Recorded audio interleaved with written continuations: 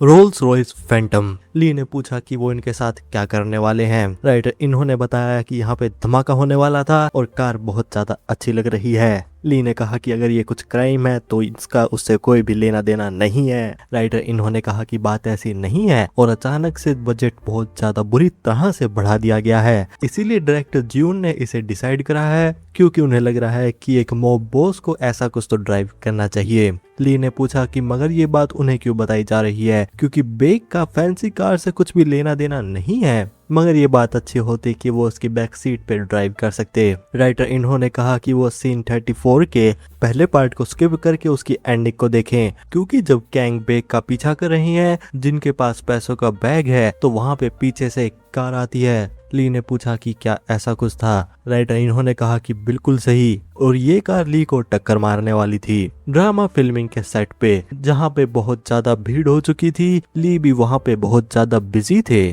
क्योंकि उन्हें कभी यहाँ ले जाया जा रहा था, कभी वहाँ ले जाया जा रहा था, और जो उन्हें ले जा रहे थे वो तो उनके मैनेजर और स्टाइलिस्ट, और साथ ही वो बाकी एक्टर्स से हाय हेलो भी कर रहे थे। ली को पता नहीं था कि यहाँ पे इतना हाय हेलो भी होता है। ली बस वहाँ पे बस जल्दी से एक्टिंग करना चाहते हैं, और ये बात नेचुरली थी क्योंकि ली एज ए रूकी एक्टर अपने फर्स्ट स्टेप ले रहे थे। एक्टर ने ली से कहा कि वो उस दिन के शोडाउन के लिए रेडी थे, मगर ली इस चीज पे थोड़ा कंफ्यूज लगे। एक्टर ने ली से पूछा कि क्या वो भूल गए थे, क्योंकि आज वही दिन था जब वो हैंजो के अगेंस्ट एक शो ऑफ करने वाले थे। ली ने भी एक मोमेंट लिया और बताया कि बात सेंस तो बना रही है क्योंकि उस दिन बेक की पहली शूटिंग थी। एक्टर ने पूछा कि क्या वो मजाक कर रहे हैं, क्योंकि उस दिन उन एक्टर का कोई भी शूट नहीं था और वो बस वहाँ पे ली को देखने आए थे। ली कह रहे थे कि उनके दिमाग में काफी चीजें चल रही थी। एक्टर ने भी कहा कि यहाँ पे कुछ चीजें क्रेजी होती जा रही थी और वहाँ पे जो सिनेमेटोग्राफर, डायरेक्टर है, स्टंट डबल है और वीएफएक्स टीम है बहुत ज्यादा फायर्ड अप है क्योंकि वो ली का अच्छा शॉट लेना चाहते हैं। ली ने भी पूछा क्या यही बात थी। एक्टर ने बताया कि जब से ली हैंजो के अगेंस्ट गए थे तो हैंजो भी बहुत ज्यादा सीरियस हो चुके हैं और हैंजो का एक्सप्रेशन कोई मजाक भी नहीं है। ली ने बताया कि उन्हें इस चीज से थोड़ा बुरा लग रहा था क्योंकि एक्टर बनना उससे डिफरेंट था जितना उन्होंने इमेजिन करा था, और वो अगर वो ऑनेस्टली कहें कहाँ यहाँ पे बहुत ज्यादा फन था और इस समय भी वो सिर्फ एक्टिंग के बारे में ही सोच रहे थे, मगर वहाँ पे सीनियर एक्टर थे और बाकी स्टाफ थे, सभी लोग ली की तरफ ही देख रहे थे, मगर ली दूसरों को इग्नोर करते हुए खुद की परफॉर्मेंस के बारे में ही सोच रहे थे। ली ने कहा कि एक्टिंग सिर्फ तभी फन है जब साथ में करने के लिए कोई पार्टनर होता है, और वो सोच रहे थे कि क्या ली इतनी अटेंशन डिजर्व भी करते हैं। एक्टर ने ली को बुलाया और कहा कि क्या वहाँ पे सेट इनक्रेडिबल नहीं लग रहा था। ली बात का मतलब सोच रहे थे। एक्टर ने बताया कि उन्होंने उनका ड्रामा सेट इतना हाइप अप अभी तक नहीं देखा था, और अगर वो जानना चाहते हैं कि ऐसा एटमॉस्फेयर कब शुरू हुआ था, वो शुरू हुआ था स्क्रिप्ट रीडिंग के टाइम पे, और वहाँ पे एक्टर और स्टाफ एक तरह ही है, और जब वो ली को एक्टिंग करता हुआ देखते हैं उन्हें भी याद आता है कि वो एक्टिंग इंडस्ट्री में क्यों आए थे, तो ली नर्वस ना हो और अपना बेस्ट ही दें, और उन्हें पता है कि ली हमेशा ही अच्छे हैं तो ली बस वही करें जो वो करते आ रहे हैं, और बाकी सब लोग भी यही देखना चाहते हैं। ली ने सभी लोगों को यस सर कहा और वो एक्टर से दूसरी तरफ चले गए थे। एक्टर बात करते जा रहे थे लेकिन तभी एक एक्टर ने अपने सामने कुछ नोटिस करा। एक्टर ने जब अपने सामने देखा तो वो भी सरप्राइज हो गए थे क्योंकि वहाँ पे एक पर्सन थी जिन्होंने कहा कि उन्होंने रियलाइज भी नहीं करा था कि वो उनके पीछे थी, और पूछा कि वो लोग किससे बात कर रहे थे। दूसरी तरफ सीन वहाँ पे शुरू होने वाला था। ली और हैंजो अपने सामने आ गए थे और ये था सीन 37 की रिहर्सल। जीउन ने पूछा कि क्या वो रेडी थे, और हैंजो बिल्कुल सीरियस थे और ली भी अपने कैरेक्टर में ऑलमोस्ट आ चुके थे। ली वहाँ पे थोड़ी सटल मूवमेंट कर रहे थे, हैंजो भी वहाँ पे रेडी हो रहे थे। जीउन ने वहाँ पे एक्शन कहा और एक्टिंग जो कि स्क्रिप्ट से शुरू होती है, और एडलिप जिसका लैटिन में मतलब होता है कि जैसा मर्जी वैसा करा जाए। हैंजो अपने सामने बेक को देख रहे थे, मगर भले ही बात ऐसी हो ये चीज प्रोडक्शन को खराब भी कर सकती है, और एक स्क्रिप्ट जो कि कन्वे करती है एक्टर के कैरेक्टर को, और एक्टर बिलीव करता है कि वो स्क्रिप्ट का कैरेक्टर है, मगर कैरेक्टर वहाँ पे लिविंग ब्रीदिंग पर्सन है जो कि खुद की दुनिया में है, और कैमरा वहाँ पे उसकी एग्जिस्टेंस को कैप्चर कर रहा है। तो जब एक लिविंग पर्सन खुद की रियलिटी एक स्क्रिप्ट में ट्रांसफर करता है तो क्या वहाँ पे स्क्रिप्ट का टेक्स्ट सिर्फ उसे वही एक्सप्लेन करता है? तो अगर बात कही जाए तो एडलिप परफॉर्मेंस वो होती है जो स्क्रिप्ट में मिलती नहीं है। दूसरे वर्ड में कहा जाए तो ये चीज कैमरा के फ्रेम के बाहर की स्पेस को फिल कर रही है और बिल्कुल एग्जैक्टली यही एडलिप की एसेंस है। बेक ने वहाँ पे कैंग के ब्रीफकेस को पकड़ लिया था और वियर्ड तरीके से उसे लीक भी करने लगे थे। हैंजो भी इस चीज से पैनिक कर रहे थे। राइटर इन्हो भी वहाँ पे थोड़े वियर्ड एक्सप्रेशन दे रहे थे। जियून ने वहाँ पे कट कह दिया था और रैप हो चुका था। हैंजो वहाँ पे वाटर ड्रिंक कर रहे थे। स्टाफ ने हैंजो को बताया कि क्या उनके पास एक मूवमेंट था क्योंकि उनसे कोई मिलने आया था। हैंजो ने मना करा और बताया कि जब तो कोई इमरजेंसी ना हो तो वो उन्हें वापस भेज दें क्योंकि उनका किसी के साथ भी कोई शेड्यूल नहीं था। तभी वहाँ पे पर्सन आई और पूछा कि क्या वो उन्हें भी वापस भेज रहे हैं। हैंजो ने देखा कि ये तो सोल एरिन थी। एरिन ने कहा कि वो हैंजो को वहाँ से ले जाने आई थी। एक सक्सेसफुल एक्टर सबकी इसकी एक अलग डेफिनेशन होती है, मगर यहाँ पे एक ऐसा मेजर है जिसे कोई भी डिनाई नहीं कर सकता है और वो होता है नाम की पहचान। अगर वहाँ पे आप हैंजो को देखें और साथ ही में इटालियन रोमांस के जियोंग और मिन को रिकॉग्निशन को बनाने के रोड पे सभी एक्टर को चलना होता है, मगर दूसरी तरफ ये एक ऐसा बात है जिसपे एरिन काफी समय पहले चल चुकी है और एक चेक पॉइंट को पास भी कर चुकी है।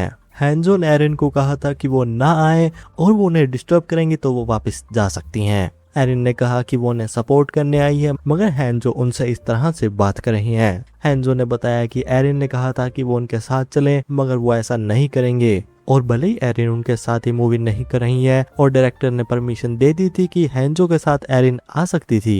एरिन ने फिर हैंजो से कहा तो वो उनके साथ चले। हैंजो ने बताया कि वो स्ट्रिक पे दोबारा नहीं फंसने वाले हैं और वो उनके पास जाने का टाइम नहीं है तो एरिन जा सकती हैं। एरिन ने कहा कि वो फिर से ना टाइम होने का एक्सक्यूज दे रहे हैं और अगर वो शेड्यूल को तेज करेंगे तो इस चीज को कवर करने में महीना भी नहीं लगेगा। हैंजो ने बताया कि उन्हें रिहर्सल में हर एक मिनट को इस्तेमाल करना होगा तो एरिन चली जाए और पूछा कि क्या उनकी लैंग्वेज समझना इतना मुश्किल है। और यहाँ पे बात यह है कि एरिन सुनना नहीं चाहती हैं। एरिन ने हैंजो से पूछा कि क्या वो डरे हुए हैं कि क्या उनकी एक्टिंग यहाँ पे खराब हो जाएगी। हैंजो ने वहाँ पे स्माइल करा। एरिन ने जब वहाँ पे हैंजो की स्माइल देखी तो वो सोच रही थी कि कुछ देर पहले तो हैंजो वहाँ पे उन पे गुस्सा कर रहे थे, मगर अब वो हंस रहे हैं तो क्या हैंजो किसी तरह के जोन में है और क्या शूटिंग करना हैंजो के लिए इतना ही जरूरी है। लेकिन जब एरिन ने हैंजो को दोबारा ऑब्जर्व करा तो उन्हें पता नहीं चल रहा था कि क्या ये हैंजो थे या फिर वो उनके कैरेक्टर में थे और क्या हैंजो इससे पहले किसी चीज में इतना लॉक्ड इन थे, क्योंकि यहाँ पे वो बहुत ज्यादा फोकस्ड लग रहे थे। पीछे से डायरेक्टर जियून आ गए थे जिन्होंने एरिन से पूछा कि वो वहाँ पे कैसे आई थी। एरिन ने बताया कि उन्होंने 2 दिन पहले जियून से परमिशन ली थी। जियून ने कहा कि वो भूल गए थे और माफी मांगी और बताया कि वो सेट पे फ्रीली घूम सकती हैं। एरिन ने डायरेक्टर से पूछा कि क्या चल रहा था। जियून ने माफी मांगी और बताया कि इस समय चीजें थोड़ा क्रेजी हो रही थी और हैंजो को बताया कि टाइम आ गया था तो वो चले। हैंजो भी वहाँ पे डायरेक्टर को फॉलो करते हुए जा रहे थे।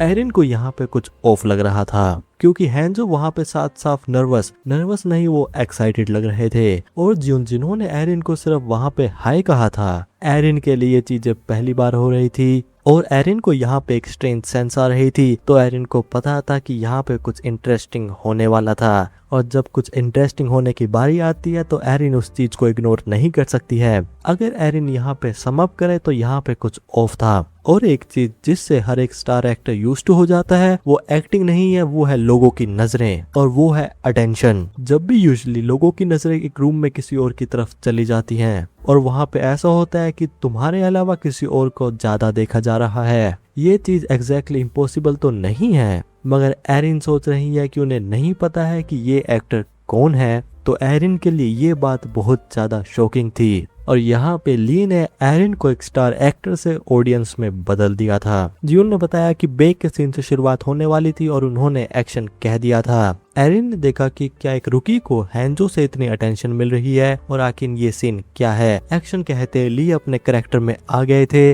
जिसकी वजह से एरिन थोड़ा शॉक हुई और उन्होंने एक साउंड निकाली। जियून ने देखा कि वहाँ पे शूट खराब हो गया था। एरिन ने वहाँ पे माफी मांगी और बताया कि थोड़ा एम्बेरेसिंग था। एरिन ने भी देखा कि ली का एक्सप्रेशन बहुत ज्यादा इनक्रेडिबल था और वो उम्मीद कर रही थी कि उन्होंने ली का मौका यहाँ खराब तो नहीं कर दिया था। एरिन सोचते हुए कह रही थी कि रुकी शायद वो दोबारा उस एक्सप्रेशन को नहीं निकाल पाए, मगर वो अपना बेस्ट दें। जियून ने ली को बताया कि वो एडलिप को दोबारा करेंगे और इसके बाद एरिन ने ये चीज देखी और वो बिल्कुल अनबिलीवेबल था। जिस तरह से ली मूव कर रहे थे, उनकी आवाज, उनकी हैबिट और उनके फेशियल मसल में छोटे से शिफ्ट, सब कुछ वहां पे रॉ इमोशन था। एक रुकी एक्टर जो कि इंस्टेंटली इतने डिटेल्स को समन कर सकता है और ये चीज फ्लोलेसली बिना किसी प्रॉब्लम के कर सकता है। एरिन सोच रही थी कि उन्होंने वहां पे क्या देखा था और क्या ये सच में एडलिप था, तो वहां पे वो प्रिसीजन क्या थी। तो इस सीन के पार्टनर हैंजो, उन्हें इस लेवल की एक्टिंग के अगेंस्ट खड़ा होना होगा और एरिन सोच रही थी कि क्या हैंजो ये चीज कर सकते थे।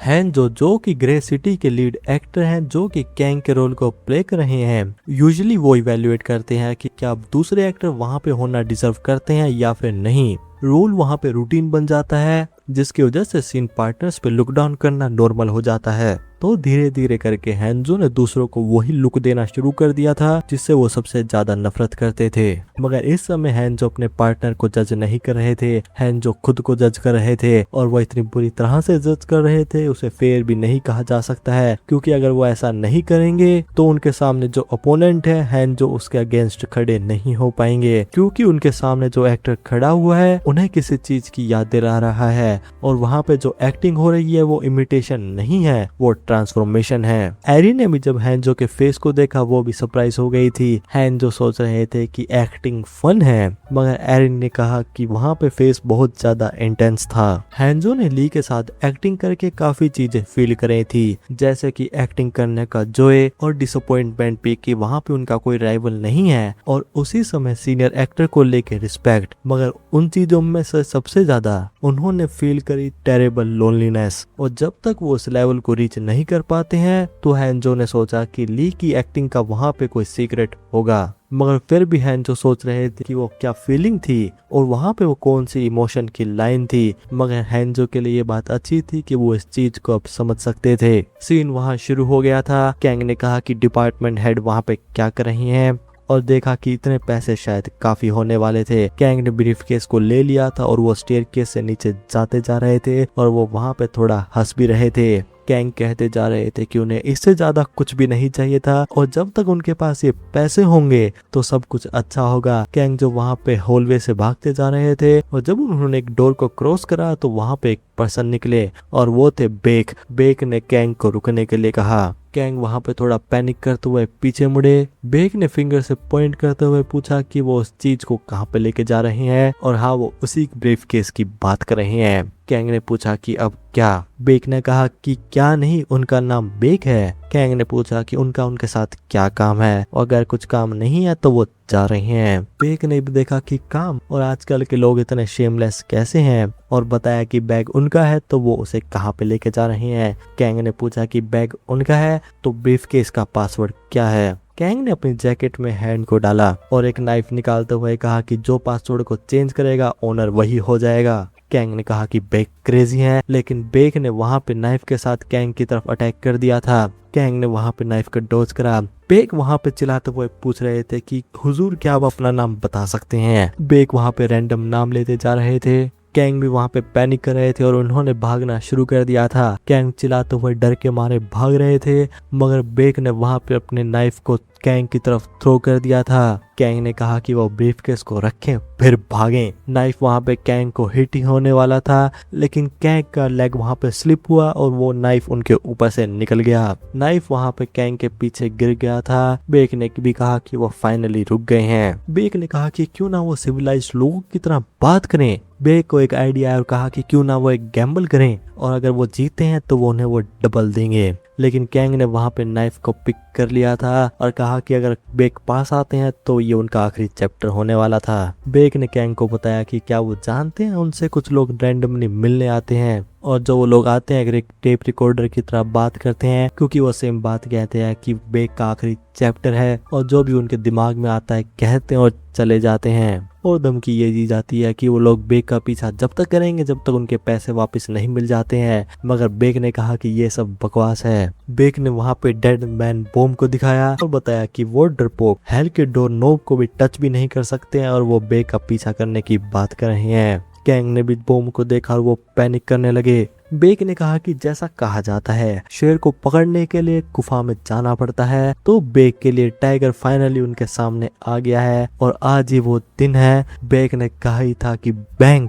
लेकिन तभी बेक को एक कार ने हिट करा और कैंग ने देखा कि बेक ने वहां पे स्ट्रिंग को पुल कर लिया था और कैंग के सामने कार के साथ ब्लास्ट हो गया था, जिसके साथ सीन खत्म हो गया था। सभी स्टाफ वहां पे हैरान थे, साथ ही में जियून और एरिन भी, जो अभी तक शूट को देख रही थी। जियून ने वहां पे इस सीन में कट कह दिया था और ये सीन हो गया था सिर्फ एक टेक में। ली वहां पे जमीन पे लेटे हुए थे, उनकी सांसें तेज थी और वो देख रहे थे कि जिंदा रहने की फीलिंग यही थी। हैंजो ने ली को कहा कि ये बहुत ज्यादा अमेजिंग था। ली ने कहा कि ये सब हैंजो की वजह से ही हुआ था। हैंजो इस चीज को अपने हाथों में फील कर सकते थे। ये वही फीलिंग थी जिसे हैंजो ने तब फील करा था जब उन्होंने एक्टिंग की लाइफ में एंटर करा था। एक ऐसा थ्रिल जो अपने लिमिट्स को सरपास करने में फील होता है और वहां पे एक पार्टनरशिप भी और साथ ही में एक किनशिप सेंस भी। ली ने हैंजो से पूछा कि क्या वो वही सोच रहे हैं जो ली सोच रहे हैं। हैंजो ने एग्री करा। ली ने कहा कि बिल्कुल, और वो बात कर रहे हैं टीम डिनर की जहाँ पे डिश होनी चाहिए ला गलीबी। हैंजो ने भी कहा कि ला गलीबी।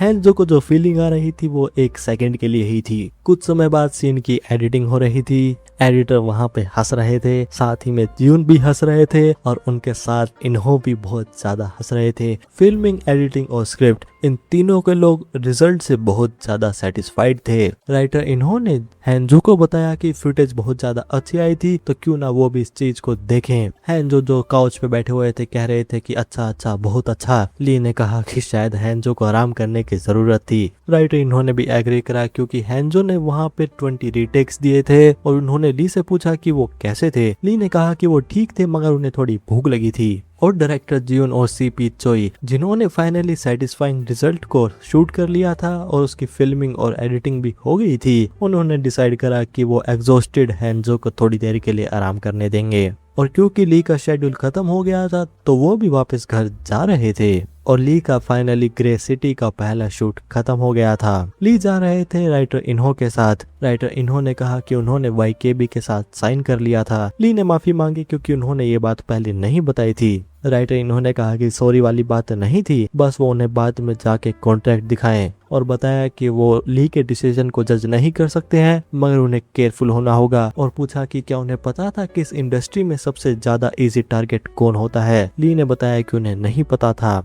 राइटर इन्होंने बताया कि ली जैसे लोग, जो लोग जिनके पास सिर्फ पैशन है और टैलेंट है। ली ने केयर करने के लिए थैंक यू कहा मगर बताया कि उन्होंने 6 मंथ कॉन्ट्रैक्ट को ही साइन करा था। राइटर इन्होंने कहा कि 6 इयर्स, मगर वो रुके और चिल्ला के पूछा कि क्या उन्होंने 6 मंथ्स कहा था, जो कि ग्रे सिटी के खत्म होने के कुछ महीने बाद खत्म हो जाएगा। ली ने कहा कि बात सही थी और क्या ये कोई प्रॉब्लम थी। राइटर इन्होंने कहा कि प्रॉब्लम तो नहीं थी मगर ली ने उनके साथ इतना अच्छा कॉन्ट्रैक्ट साइन कैसे कर लिया था। ली ने कहा कि शायद उन लोगों को ली पसंद आ गए थे।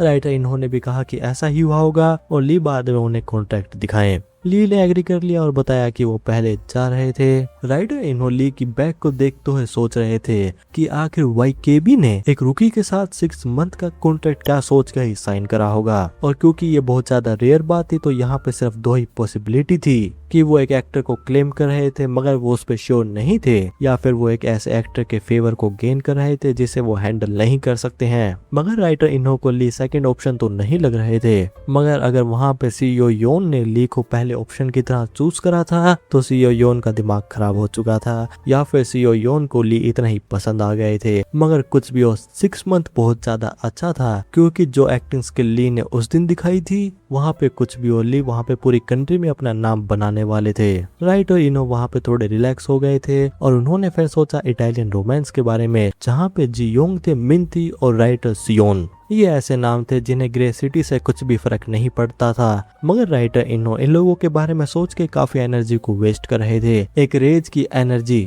जिससे ऐसा लग रहा था कि अगर वो उसे रिस्ट्रेन नहीं करेंगे तो वो ओवरफ्लो हो जाएगी। राइटर इन्हों को पता था कि इस समय इस चीज पे ध्यान देने का टाइम नहीं था, क्योंकि इस समय सेट पे काफी लोग ऐसे थे जिन्हें इंडस्ट्री में सक्सेसफुल नहीं माना जाता है, जिसमें राइटर इनो और डायरेक्टर जून भी गिने जाते हैं। दूसरे वर्ड में कहा जाए तो ये लोग ऐसे थे जो इंडस्ट्री के बॉटम पे थे और वो ऊपर आने के लिए कुछ भी कर सकते हैं। तो क्या ये नेचुरल बात थी कि ये लोग टैलेंटेड नहीं थे, मगर यहाँ तक आना भी एक तरह से अचीवमेंट थी, मगर वो इससे आगे कैसे जा सकते हैं। मगर फिर भी ये लोग फिर से भागना चाहते हैं क्योंकि उनके पैशन को एक नया फ्यूल मिल गया है। जियोन ने राइटर इन्हो को बताया कि वहाँ पे कुछ एक्टर आए थे जो अपने एडलिप दिखा रहे थे और वो दिखाना चाहते थे कि वो अपने कैप्चर्ड इमोशन को किस तरह एक्सप्रेस कर रहे हैं। और एक एक्टर ने ये भी कहा था कि वो स्टंट डबल का इस्तेमाल नहीं करेंगे। जब राइटर इन्होंने जियोन के वर्ड सुने तो ये बात सर्टेन हो गई थी कि जैसे वो जीते हैं तो एक दिन ऐसा आता है कि एक दिन जब उनकी डेली लाइफ जो कि एक रूटीन पे चल रही है अचानक से फ्रेश लगती है और वो एक लूजर की तरह फील नहीं करते हैं। राइटर इन्हो को वही फीलिंग आ रही थी जब वो पहली बार एक राइटर बने थे।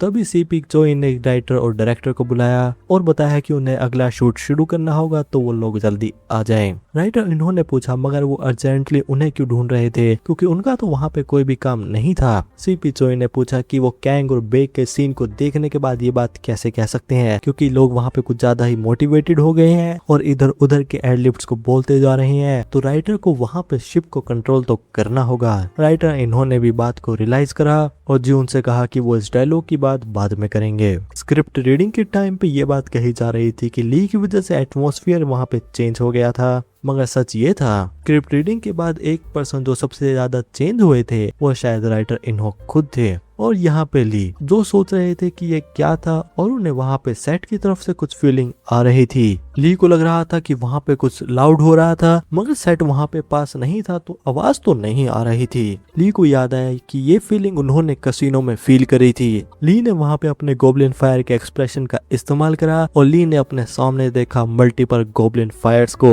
जिसे देख के ली वहाँ पे हैरान होते जा रहे थे और सेट की तरफ देख के ऐसा लग रहा था कि वहाँ पे गोब्लिन फायर शो शुरू हो गया था। ली भी इस चीज को देख के कह रहे थे कि वो ग्लैड थे कि वो एक एक्टर बने थे। तभी पीछे से एक पर्सन आई और उन्होंने ली की बात से एग्री करा और बताया कि ली की एक्टिंग को देख के ऐसा लग रहा था कि ली एक नेचुरल है और क्यों ना ली उनके साथ एक मूवी करें। और ये बात कह रही थी टॉप एक्टर सोल एरिन। मगर ली ने पूछा कि आप कौन हैं? सोल एरिन ये बात सुन के 5 सेकंड के लिए शॉक हो गई थी। कंट्री में सबको पता था कि सोल एरिन कौन है और एक सेलिब्रिटी की जॉब होती है कि लोग उन्हें एडमायर करें मगर सोल एरिन वो है जिन्हें सेलिब्रिटीज एडमायर करते हैं और उनके लिए ये दिन बहुत ज्यादा बिजार होने वाला था क्योंकि एक रुकी को सोल एरिन से ज्यादा अटेंशन मिल रही थी मगर उन्होंने इस चीज को इग्नोर कर दिया था। मगर उन्होंने एक्सपेक्ट नहीं करा था कि रुकी सोल एरिन को नहीं पहचान पाएंगे। सोल एरिन ने पूछा कि क्या मतलब है कौन और क्या ये बात ली उनसे पूछ रहे हैं सोल एरिन से। ली ने कहा कि शायद उन्होंने सोल एरिन को कभी कभार टीवी पे तो देखा है। सोल एरिन ने एग्री करा और बताया कि ऐसा नहीं हो सकता है कि ली उन्हें ना पहचाने। ली ने कहा कि क्या वो कॉफी कमर्शियल करती हैं। सोल एरिन जो कि एक टॉप स्टार हैं और अल्फा फीमेल की तरह जानी जाती हैं। उन्होंने उसी समय ली के रिएक्शन का सब टेक्स्ट समझ लिया था और वो ये था कि ली गुस्से में थे क्योंकि एरिन ने सेट के टाइम पे आवाज निकाली थी और वहाँ पे एक ब्लूपर को क्रिएट कर दिया था और ये हुआ था रुकी एक्टर के पहले शूट पे। एरिन सोच रही थी कि क्या ये पर्सन वैसे थे जिनके दिमाग में एक्टिंग के अलावा कुछ भी नहीं चलता है। ली ने पूछा कि क्या वो कुछ समय पहले एक मूवी की बात कर रही थी। एरिन ने भी देखा कि वो दूसरे वर्ड में कहें तो ये बंदा एक एक्टिंग परफेक्शनिस्ट है। एरिन ने डिसाइड करा कि एक लंबे से एक्सक्यूज को स्किप करा जाए और पॉइंट पे आ जाए। एरिन ने वहाँ पे माफी मांगी और बताया कि वो ली की एक्टिंग को देख के शॉक हो गई थी। ली ने बात का मतलब पूछा। एरिन ने बताया कि प्रोजेक्ट का नाम है हेलक्यून डेज जो कि एक हिस्टोरिकल रोमांस मूवी है जो कि फिलहाल एरिन शूट कर रही है। और जब उन्होंने आज ली को देखा तो उन्हें लगा कि ली की एक्टिंग बहुत ज्यादा अच्छी है तो वो ली को एक रोल ऑफर कर रही हैं। इंडस्ट्री में एक बड़े स्टार होने के साथ जब एक ईगो आता है तो वहाँ पे कुछ बुरी आदतें भी आती हैं। एरिन को लग रहा था कि उन्होंने माफी मांग ली थी और ली अभी भी क्वेश्चन कर रहे थे तो उन्होंने टॉपिक को ड्रॉप करा और अगली बात पे मूव करा और इस एटीट्यूड से फॉलो अप क्वेश्चन को इग्नोर करा जाता है जानबूझ के।